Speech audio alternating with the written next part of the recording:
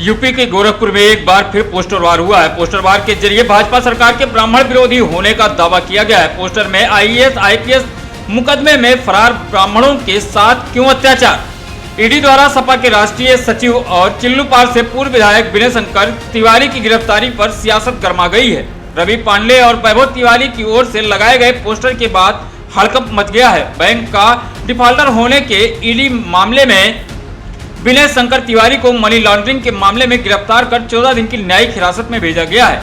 गोरखपुर के अंबेडकर चौक पर सोमवार की देर रात ये पोस्टर चस्पा किया गया। कलेक्टर पुलिस चौकी के ठीक सामने लगाए गए पोस्टर में ऊपर जहां एक और विनय शंकर तिवारी और उनके दिवंगत पिता पूर्व कैबिनेट मंत्री स्वर्गीय हरिशंकर तिवारी की फोटो लगाई गई है, तो वहीं दूसरी ओर सपा के राष्ट्रीय अध्यक्ष अखिलेश यादव और शिवपाल यादव की भी फोटो लगी है। पोस्टर लगाने वाले शख्स वैभव तिवारी ने सोशल मीडिया पर पोस्टर के साथ कोट किया है कि रात 2 बजे लगे पोस्टर को जबरन उतार दिया गया। सवाल पूछना भी अब अधिकार में नहीं है। गोरखपुर के अंबेडकर चौक पर लगे पोस्टर की भनक लगते ही कुछ देर के बाद ही आनन फानन में उसे हटा दिया गया। हालांकि पोस्टर के पास से एक बाइक सवार पुलिसकर्मी बड़े ही गौर से उसे देखते हुए जाता दिखाई दे रहा है। वहीं एक पोस्टर में मोबाइल से एक युवक खड़ा होकर उसकी फोटो खींचते हुए भी दिखाई दिया है। पूर्व कैबिनेट मंत्री स्वर्गीय हरिशंकर तिवारी का जटाशंकर स्थित घर तिवारी हाता के नाम से मशहूर है। वहीं वजह है कि बाहुबली होने के साथ पूर्वांचल की राजनीति में खास पकड़ रखने वाले स्वर्गीय हरिशंकर तिवारी हर सरकार में यही वजह है कि बाहुबली होने के साथ पूर्वांचल की राजनीति में खास पकड़ रखने वाले स्वर्गीय हरिशंकर तिवारी हर सरकार में कैबिनेट मंत्री रहे। स्वर्गीय हरिशंकर तिवारी के निधन के पहले ही ईडी का शिकंजा विनय तिवारी पर कसता चला गया। सोमवार 7 अप्रैल की शाम ईडी ने उन्हें लखनऊ स्थित आवास से गिरफ्तार कर लिया। इसी दौरान गंगोत्री इंटरप्राइजेज के डायरेक्टर अजीत पांडे को महाराजगंज से गिरफ्तार किया गया है।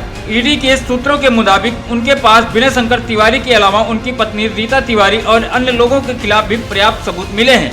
अब उन पर भी जल्द ही शिकंजा कस सकता है।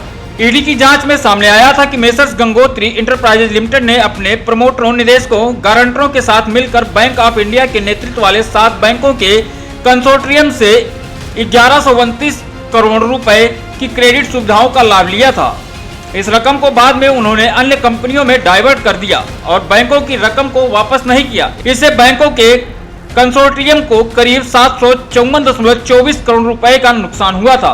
पूर्व विधायक विनय शंकर तिवारी की 72.8 करोड़ रुपए की संपत्तियों को प्रवर्तन निदेशालय ईडी ने नवंबर 2023 में जब्त कर लिया था। ईडी ने यह कार्रवाई विनय तिवारी की कंपनी गंगोत्री इंटरप्राइजेज लिमिटेड द्वारा बैंकों के कंसोर्टियम का करीब 1129.44 करोड़ रुपए हड़पने के मामले में की थी।